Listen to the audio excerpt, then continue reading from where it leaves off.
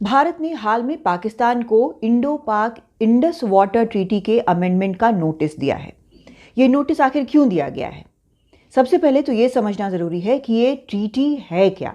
असल में ये 6 नदियों के बारे में दोनों देश क्या कर सकते हैं और क्या नहीं कर सकते हैं, इस बारे में ट्रीटी है। ये नदियां हैं चिनाब, इंडस, झेलम और रावी, सतलुज और ब्यास। तो इन 6 नदियों के बारे में पूरी जानकारी दी गई है कि दोनों देश क्या कर सकते हैं, क्या नहीं कर सकते हैं। 1960 में ये ट्रीटी बनी थी और तब से अब तक अगर आप सोचें तो हालात काफ़ी हद तक बदल गए हैं। ये भी हमने लगातार देखा है कि भारत जब भी कोई इरिगेशन या पावर प्रोजेक्ट अपनी तरफ शुरू करना चाहता है तो पाकिस्तान उस पर लगातार ऑब्जेक्ट करता है। पाकिस्तान की तरफ से बार बार ये कहा जाता है कि उसके साथ अनफेयर ट्रीटमेंट हुआ है, उसे और पानी मिलना चाहिए।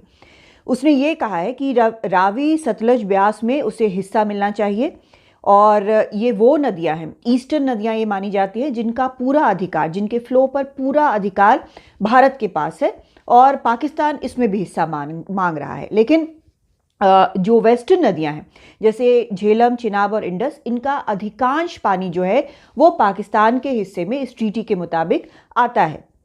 लेकिन दोनों अब इसमें बदलाव चाहते हैं। लेकिन पहली बार ऐसा हुआ है कि भारत ने नोटिस दिया है बदलाव का।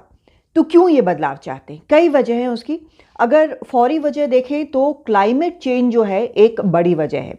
जलवायु परिवर्तन के कारण कुछ जानकार मानते हैं कि जो दुष्प्रभाव है वो पाकिस्तान पर ज़्यादा पड़ा है और भारत पर कम। हमने हाल में देखा था किस तरह से बिल्कुल मारक जो फ्लड हैं वो पाकिस्तान में आए थे और जानमाल का अच्छा खासा नुकसान हुआ था। पूरी दुनिया मदद को आगे आई थी। लेकिन क्लाइमेट चेंज का एक असर ये भी हुआ है कि इंडस का जो फ्लो है, जो पानी है, वो घटा है। अब इसका डेटा जो है वो ये बताता है कि 1960 से लेकर अब तक 5% ये फ्लो पाकिस्तान की तरफ घटा है। लेकिन क्योंकि जलवायु परिवर्तन हो रहा है, क्लाइमेट चेंज हो रहा है, तो तेजी से ये फ्लो और घटने की आशंका है। अब इसमें परेशानी पाकिस्तान की ये है कि 1947 से लेकर अब तक उसकी आबादी जो है वो कई गुना बढ़ी है। इसका ये मतलब है कि पानी की मांग भी कई गुना बढ़ी है, चाहे वो रोज़मर्रा की चीज़ें हो या फिर खेती के लिए हो, तो उसकी ज़रूरत भी लगातार बढ़ रही है, लेकिन पानी घट रहा है। तो ये वजह है जिसके कारण पाकिस्तान जो है वो चाहता है कि रीनिगोशिएट हो ये ट्रीटी, उसमें और बदलाव हो। तो ये एक फैक्टर पाकिस्तान की तरफ से हो सकता है। और दूसरा जो लगातार वहाँ कहा जाता है, आपने कई बार सुना होगा इन भाषणों में भी कि भारत जो है वो पानी नहीं देता है, इस तरह के आरोप लगातार पाकिस्तान से लगे। लेकिन फिर भारत क्यों बदलाव चाहता है जब उसके फेवर में ये ट्रीटी नज़र आती है?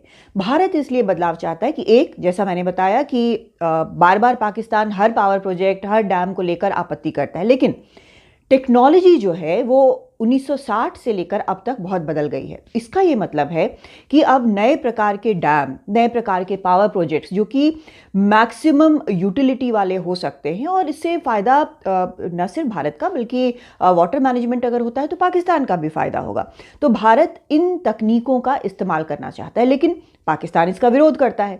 जैसे बगलिहार डैम का जो मामला हुआ था उसमें लगातार पाकिस्तान विरोध करता रहा, तो मामला एक न्यूट्रल एक्सपर्ट के पास गया जिसने ये कहा कि ट्रीटी में हालांकि डू एंड डोंट्स बड़ा क्लियर है, लेकिन अगर एग्जैक्ट ये उसके तहत नहीं भी है, लेकिन ये जो डैम है वो दोनों के लिए ठीक है। तो भारत के पक्ष में बगलिहार डैम के मामले में फैसला आया था। अब यहाँ पर बेहतर तरीके से अगर पानी मैनेज होता है तो वो सबके फेवर में होगा। लेकिन पाकिस्तान का एक और इंटरेस्ट है, उसे ये लगता है कि अगर रीनिगोशिएट होता है या अमेंडमेंट होता है तो उसमें वो चीन को भी ला सकता है और अफगानिस्तान को भी ला सकता है, तो भारत के ऊपर उसे एक एडवांटेज मिलेगा। भारत का एडवांटेज ये है कि अपर राइपेरियन स्टेट होने के कारण वो पानी के फ्लो को कंट्रोल भी कर सकता है। तो एक स्ट्रैटेजिक जो टूल है, एक स्ट्रैटेजिक एडवांटेज उसे पाकिस्तान के ऊपर इसके कारण मिलता है। जब 2016 में उरी हमला हुआ था उस समय आपको पीएम मोदी का एक बयान याद होगा कि खून और पानी एक साथ नहीं बह सकते, और पहली बार ऐसा हुआ था कि ये बहुत सक्सेसफुल माने जाने वाले इंडस वाटर ट्रीटी के डेटा एक्सचेंज में बातचीत में डिसरप्शन हुआ था, नहीं हुई थी बातचीत। जबकि चाहे कुछ भी हो जाए, ये जो ट्रीटी है उसने होल्ड किया है, वो लगातार बना रहा है। लेकिन अब भारत को लगता है कि ये वक्त आ गया है जब इसमें बदलाव ज़रूरी है, और ये सिर्फ तकनीक के मामले में नहीं बल्कि स्ट्रैटेजिकली भी बेहद ज़रूरी है। अब इसमें भारत ने जो 25 जनवरी को नोटिस दिया है उस पर आगे क्या होता है ये तो देखने वाली बात है, लेकिन निश्चित तौर पर ये एक बड़ा अहम पड़ाव है जो इंडस वाटर ट्रीटी है उसको लेकर। दिल्ली से कादम्बिनी शर्मा, NDTV इंडिया।